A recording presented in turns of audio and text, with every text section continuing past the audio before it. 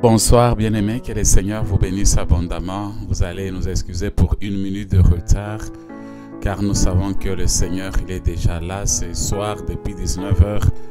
C'est avec la technique, vous allez nous excuser pour ça.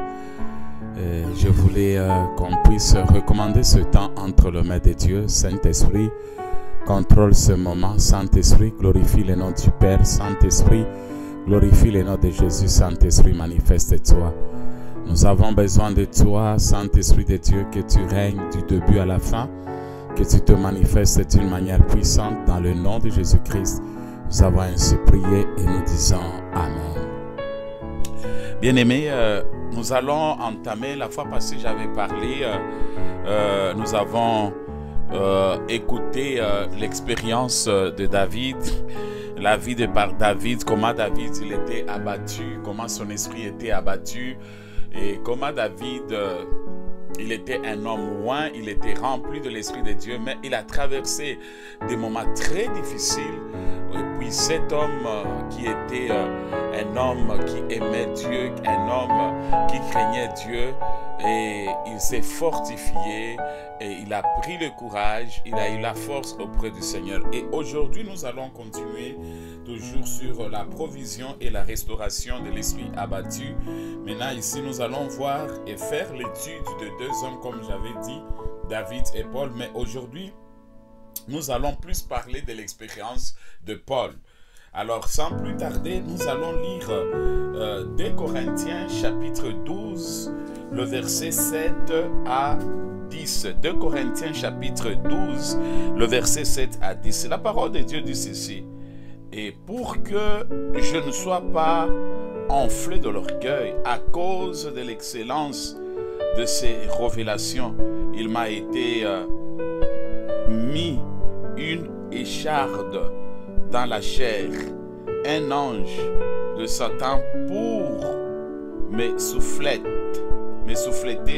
et m'empêcher de m'enorgueillir. Le verset 10. 3 fois je priais le Seigneur de l'éloigner de moi et il m'a dit, ma grâce te suffit, car ma puissance s'accomplit dans la faiblesse. Je me glorifiais donc bien plus volontiers de mes faiblesses, afin que la puissance de Christ repose sur moi. Le verset 10, c'est pourquoi je me plais dans la faiblesse, dans les outrages, dans la calamité, dans la persécution, dans la détresse, pour Christ, car quand je suis faible, c'est alors que je suis fort. Quand je suis faible, c'est alors que je suis fort. Dans 2 Timothée, chapitre 1er, le verset 16, dit ceci. Que le Seigneur répande sa miséricorde sur la maison d'un fils fort, car il m'a souvent consolé et il n'a pas eu honte de mes chaînes. Bien-aimés, nous allons ensemble examiner, donc faire l'analyse, dans d'autres termes, l'analyse de la vie de Paul pour comprendre les contextes de cette parole. Paul est né presque à la même époque que Jésus-Christ. Alors, ici nous voyons, bien aimés, comment Paul, quelle souffrance que Paul a expérimenté et pourquoi son esprit était abattu. Paul, dans la souffrance, Paul, il a expérimenté, il a vécu, il a passé des moments très difficiles, il a passé des moments de tourments, mais cet homme, avec tout ce qu'il a vécu, son esprit était totalement abattu. Paul est un homme comme les autres. Il était comme nous. Il n'y a pas la différence entre lui et nous. Il est comme nous. Il avait l'âme, il avait l'esprit, il avait le corps. Il avait tout. La fragilité et la faiblesse humaine ne l'ont pas épargné. C'est-à-dire, il a vécu le découragement dans sa vie. Tu peux être là également ce soir. Tu es en train de vivre le découragement à cause de telles situations. Peut-être c'est la maladie. Peut-être c'est le manque du travail. Peut-être c'est l'inflation. Peut-être c'est la division dans la famille. C'est l'incompréhension avec les enfants qui n'arrivent pas à t'écouter en tant que parents. L'infidélité peut-être de l'homme ou de la femme dans le mariage. Peut-être tu as eu la déception, peut-être il y a beaucoup de choses qui peuvent te décourager. Peut-être c'est tes amis, tes collègues. Tu n'as plus la considération. Abandonné, te laisser aujourd'hui, tu te retrouves seul. Cet homme, il s'est retrouvé découragé. Nous le vivons également, nous tous. Même moi qui vous parle, il y a des moments, le découragement, ça vient. Mais on se fortifie, on prend toujours courage. Dans nos faiblesses, notre force, c'est Jésus. Là où tu te sens faible, tu n'as pas quelqu'un d'autre, mais ta force, c'est Jésus. Il y a ceux-là qui se disent forts. Ils comptent sur leur diplôme, ils comptent sur leurs finances, ils comptent sur la famille, ils comptent sur le bien de la famille, ils comptent sur ce qu'ils peuvent avoir dans le compte, dans des banques. Mais la meilleure solution, bien-aimé, c'est lui qui a la capacité de nous donner la force dans des situations difficiles. Il n'y a que Jésus. Parce que l'argent ne peut jamais résoudre les problèmes. L'argent ne peut jamais nous donner la paix ou la cœur dans la joie. Non. Oui, on peut se réjouir pour un moment. Mais un moment aussi, il y a des soucis qui s'approchent.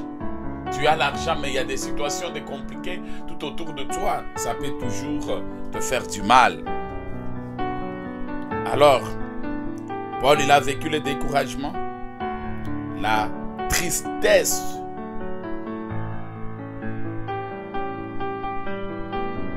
Ne lui ont pas été inconnus. Il était triste. Il a souffert physiquement, moralement. Et en dépit de cela, il est rempli de joie. Malgré la souffrance qui s'est présentée au devant de lui, malgré des situations compliquées qui s'est présentées au devant de lui, mais Paul, il a gardé la joie. Bien-aimé, être en Jésus, avoir Jésus, c'est la richesse qui dépasse tout ce que nous avons. Même ce que nous manquons, nous devons toujours aimer, être toujours dans la joie et manifester toujours la joie à tout moment. C'est dans le Seigneur, c'est auprès de Jésus que nous pouvons posséder la joie. En dehors de Jésus, il n'y a pas la joie. En dehors de Jésus, c'est la confusion. Mais auprès de Jésus, il y a la joie. C'est pourquoi il nous a donné, nous avons le fruit de l'esprit dans Galates chapitre 5, le verset 21, 22. Le fruit de l'esprit nous parle la paix, la joie, la tempérance, la douceur, l'amour. La joie, c'est quelque chose qui est très important. Là où il y a la joie, il y a la liberté. Quelqu'un qui est en train de rire, quelqu'un qui est tout le temps dans la joie, il vit même longtemps. Il vit longtemps, pourquoi? Parce que la joie, mais quand tu es tout le temps en colère, tout le temps en colère, tu es en train de limiter, de raccourcir ta vie. Mais lorsque tu es dans la joie, c'est la longévité. La joie te pousse à rire. Mais cet homme, il était dans la joie. Alors que le Saint-Esprit, je proclame ce soir, qu'il te remplisse de la joie. Tu dois avoir la joie de ton Dieu. La joie de les connaître, même si tu es pécheur, il y pardonne. Nous tous, nous sommes des pécheurs. Nous péchons par le pensée, nous péchons par les actes, nous péchons en parole, nous péchons par le regard. Mais Dieu, lorsque nous revenons vers lui, nous lui demandons pardon, il nous pardonne. Il nous lave par son sang. Il purifie notre esprit, il purifie notre âme, il purifie notre corps. Dieu ne peut jamais nous laisser. Dieu ne peut jamais nous abandonner. Manifester la joie vis-à-vis de notre Dieu et le Seigneur nous amènera plus loin. Imaginez-vous avec le 2 Timothée que nous venons de lire. Paul l'a écrit quand il était en prison. Pendant qu'il s'est retrouvé en prison, imaginez-vous, vous êtes en prison, fermé là-dedans. Mais c'est là où cet homme de Dieu, il a eu cette parole pour dire que le Seigneur repende sa miséricorde sur la maison d'Onésifore, car il m'a souvent consolé et il n'a pas eu honte de mes chaînes. Cet homme, c'était en prison, Paul, là où il a eu le courage d'écrire 2 Timothée, chapitre 1 à 16. Pourquoi? Parce que son cœur était dans la joie. Si nous voulons réaliser de grandes choses, nous voulons aller plus loin, nous voulons expérimenter de grandes choses, gardons la joie dans nos cœurs. Pendant le temps de la souffrance, gardez la joie dans nos cœurs. Pendant le moment de la maladie, gardez la joie dans nos cœurs. Parce que c'est lui que tu adores, que tu élèves. Il est au-dessus de tes problèmes. C'est lui qui est ton créateur. C'est lui qui est la solution de ta vie. C'est lui qui est ton soutien. C'est lui qui est ta délivrance.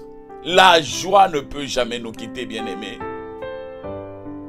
Gardons la joie dans le Seigneur. Manifestons la joie dans le Seigneur. Restons fidèles dans le Seigneur. Et lorsque, bien-aimés, nous restons fidèles dans la joie à tout le temps, il y a des cantiques qui monteront dans nos cœurs. Il y a des révélations qui vont venir. Alors, c'est par cette manifestation de la joie que Paul il a écrit 2 Timothée 1 à 16 quand il était en prison. Quelle a été la réponse de Paul quand il a vécu l'abattement de son esprit? Il est resté joyeux au milieu des tribulations et de l'abattement. Nous avons lu ça dans 2 Corinthiens chapitre 7. Je veux lire le verset 4. 2 Corinthiens chapitre 7, le verset 4 dit ceci.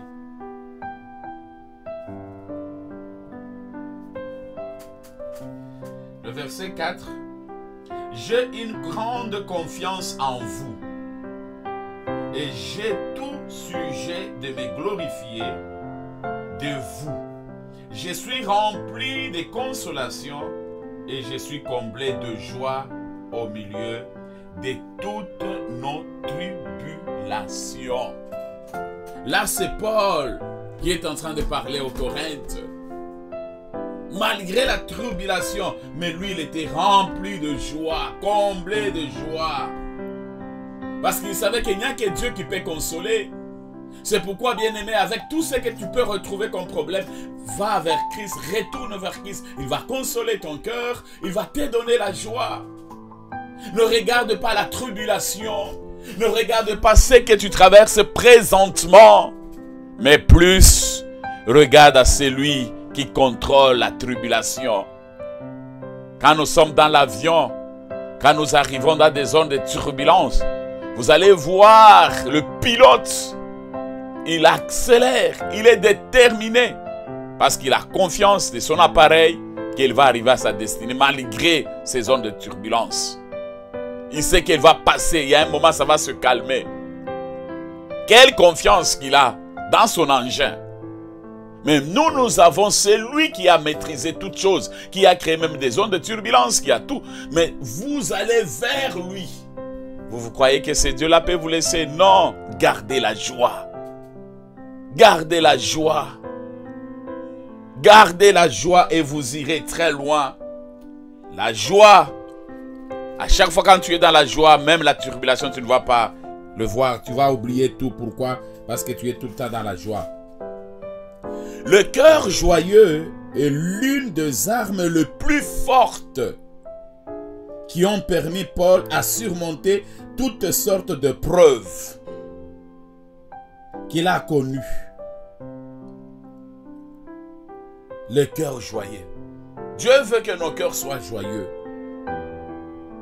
Et quand nos cœurs est joyeux, c'est une arme. Mais quand le cœur n'est pas joyeux, tu es exposé. Maintenant, comment le cœur peut arriver à être joyeux? C'est par la lecture de la parole de Dieu. Comment le cœur peut être joyeux? C'est lorsque nous déclarons, nous confessons cette parole. Parce que le diable, il connaît la force.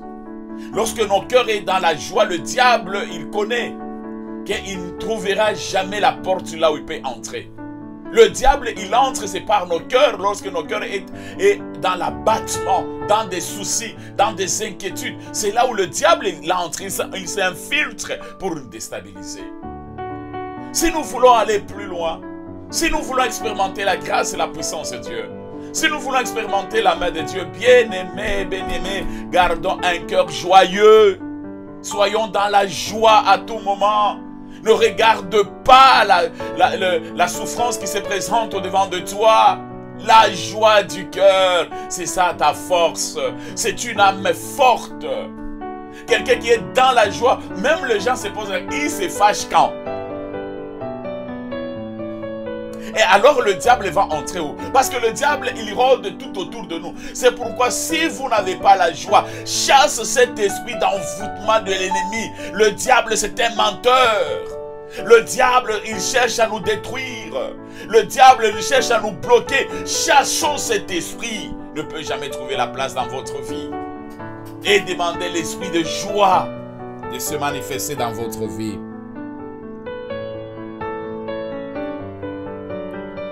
Paul, il a passé par les persécutions. Peut-être que tu passes par les persécutions pendant ce moment que je vous parle. Persécuté par tes amis, persécuté par le membre de famille, persécuté dans ton mariage, persécuté par tout ce qui est tout autour de toi. Tu ne sais pas quoi faire. Paul, il a passé là, mais il gardait toujours la joie de son cœur. Il a passé par les souffrances. Il a passé les séjours en prison. Tu peux être là, prisonnier. Toujours malade, de liens de la famille qui te réclament. Il y a d'autres situations, tu fais toujours de mêmes rêves qui se répètent même 5 fois, 10 fois. Non, ce sont des esprits. C'est le diable, c'est l'ennemi, il faut le chasser. Car tu as l'autorité et le pouvoir. Jésus nous a laissé l'autorité et le pouvoir de chasser le démon, de chasser la maladie. Exerce l'autorité et le pouvoir que Dieu t'a donné. De chasser la maladie, de chasser la malédiction sur votre vie. S'il y a des personnes qui prononcent des paroles de malédiction, tu as le pouvoir d'annuler cela parce qu'il y a l'autorité que Christ nous a laissée. Exerce l'autorité. Que les sorciers, l'esprit des morts, l'esprit d'accident, l'esprit d'envoûtement, l'esprit de blocage n'a aucun pouvoir sur votre vie. Parce que celui qui est en vous est plus fort. Et je proclame que tu dois quitter ces prisons maintenant au nom de Jésus-Christ. Prison de la maladie, prison de la mort, prison des limites, prison de la sécheresse, prison de la pauvreté, prison des blocages, prison de maladies incurables, prison des incompréhensions dans le foyer. Prisonnier, prisonnier, prisonnier, tu quitteras ce prison-là au nom de Jésus-Christ. Tu ne peux jamais rester dans cette situation des années, car Christ a tout accompli à la croix il y a 2000 ans. Tu dois quitter. Ce sont des choses, bien-aimés. Nous devons exercer l'autorité, le pouvoir que Dieu nous a donné. Paul, il savait le secret. Malgré ces choses, moi, mon cœur, je dois le garder toujours dans la joie. Pour garder le cœur dans la joie, il faut retourner vers Jésus-Christ. C'est lui la solution. Meilleure solution des solutions pour garder la joie de ton cœur, c'est Jésus. Le coup, il l'a eu. Le danger qu'il a rencontré le pousse à se réjouir toujours plus. Il y a des situations, bien aimées, que nous rencontrons. Soyons dans la joie. Tu peux dire, pasteur, dans la joie. Je manque l'argent, je manque à manger. Vous me dites que je sois dans la joie. Non, c'est très difficile, je ne saurais pas. Mais si vous connaissez la capacité de ton Dieu, si vous connaissez la grandeur de ton Dieu, si vous avez la reconnaissance de tout ce qu'il a fait dans ton parcours, mais tu n'as qu'à le faire. Tu ne peux jamais limiter Dieu. Tu ne peux jamais laisser Dieu. Alors le Seigneur, il est bon. Le Seigneur, il est merveilleux. Le Seigneur, il est puissant. Et Dieu vous aime. Et Dieu, il a un plan merveilleux pour vous. Ne baissez pas le bras. N'abandonnez pas la foi. C'est le temps de se réjouir dans le Seigneur. Paul nous ordonne même d'être toujours joyeux. Il veut que nous soyons toujours joyeux. Là, nous allons lire dans 1 Thessaloniciens. 1 Thessaloniciens. Le chapitre 5.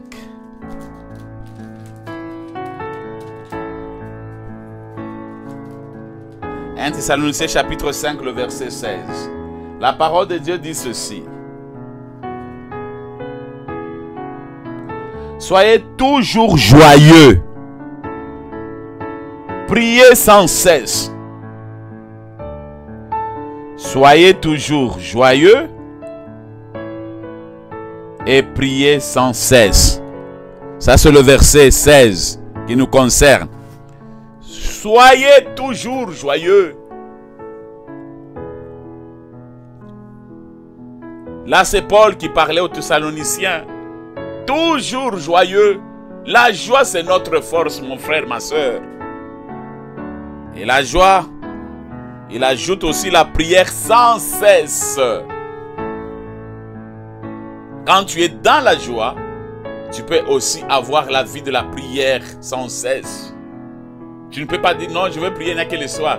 Je suis dans la voiture, dans mon cœur, j'intercède. Je suis dans mon bureau, un moment dans mon cœur, je parle avec Dieu. Je suis à la cuisine, partout là où je peux me retrouver, je peux intercéder dans mon cœur. Parce que mon cœur est tout le temps dans la joie. Je peux toujours prier. Et quand ton cœur est dans la joie, et quand tu pries sans cesse, c'est très difficile que le feu de l'esprit puisse s'éteigner. Ça va continuer à brûler en nous. Ça va continuer à brûler encore en nous. Parce qu'on est connecté à la foi. Il est bon, il est merveilleux. Pour conclure,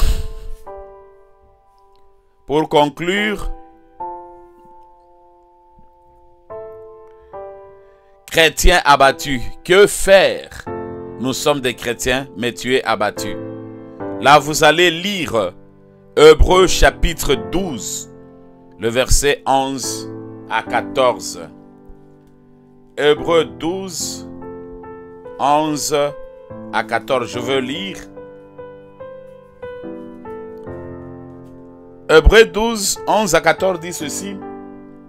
Et tandis que tout sacrificateur fait chaque jour le service et offre souvent le même sacrifice, qui ne peuvent jamais ôter le péché.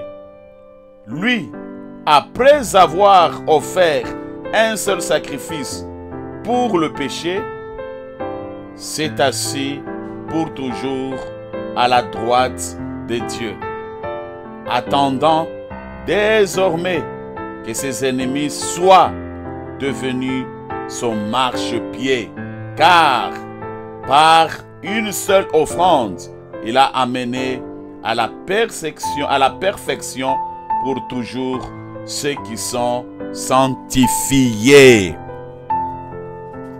À la lumière de ce que nous venons d'analyser de la vie de Paul, il nous donne un chemin à suivre quand notre esprit est abattu. La première des choses, soyez toujours joyeux. Que la paix et la joie du Seigneur ne te quittent pas. Quittez pas ton cœur. Il faut garder votre cœur dans la joie et dans la paix. Et vous verrez que le Seigneur va réaliser des grandes choses. Veillez sur ces choses, que ces choses ne quittent pas ton cœur. Restez en prière. N'éteignez pas le feu de l'Esprit de Dieu en vous. Recherchez la paix avec tous et la sanctification. Je voulais juste m'arrêter ici. Tu es là, tu as suivi. Et ce soir, tu veux peut-être donner ta vie au Seigneur. Tu vas répéter après moi: Seigneur Jésus, j'étais loin de toi. Je suis pécheur, pardonne-moi. Lave-moi par ton sang précieux. Sanctifie-moi par ton sang précieux. Je veux être plus blanc que la neige. Dans le nom de Jésus-Christ. Merci Seigneur. Tu vas prier après moi. Tu vas demander: Seigneur, tu étais rétrogradé dans la foi. Tu veux que le Seigneur te fasse encore du bien. Tu vas prier après moi: Seigneur Jésus, je t'ai rétrogradé dans la foi. Et ce soir, je retourne vers toi. Renouvelle mes forces. Oins-moi. Et accorde-moi encore ta grâce d'avancer et de persévérer avec toi. Dans le nom de Jésus-Christ de Nazareth. Je vais prier pour vous. Seigneur, merci pour ce moment merveilleux que nous venons de passer ensemble. Père, merci pour le Saint-Esprit qui donne la joie à nos cœurs, la paix à nos cœurs. Le Saint-Esprit qui nous donne la soif de la prière et de la méditation de la parole de Dieu. Seigneur, merci pour tout. Bénis, Seigneur, ton peuple. Combat pour eux jour et nuit. Que leurs ennemis tombent dans le nom de Jésus-Christ de Nazareth. Merci, Seigneur. Lorsque la gloire, l'honneur et la puissance revient à toi et à toi seul, dans le nom de Jésus-Christ, et nous disons Amen. Nous sommes Église chrétienne Oasis, l'extension de la borne, Parole du Salut à Montréal. Nous réunissons chaque vendredi à partir de 18h juste jusqu'à 19h30 en présentiel et le dimanche de 10h juste jusqu'à 12h30. Et voilà notre adresse: 777 boulevard Robert Bourassa. Si vous êtes de passage à Montréal, vous pouvez venir adorer avec nous. Si vous habitez d'ici Montréal, tout autour de Montréal, nous vous invitons également de venir prier avec nous et adorer avec nous. Vous avez des préoccupations, vous avez des situations compliquées qui vous dérangent. Peut-être vous êtes malade, peut-être vous avez des menaces des esprits qui vous dérangent. N'hésitez pas de nous écrire avec ce qui s'affiche et appelez-nous et nous allons prier ensemble avec toi. Et tout ce que tu vas expérimenter, c'est pour la gloire de Dieu, car Dieu ne partage jamais sa gloire avec un homme. Que la gloire, l'honneur et la puissance reviennent à notre Seigneur Jésus-Christ et nous disons Amen.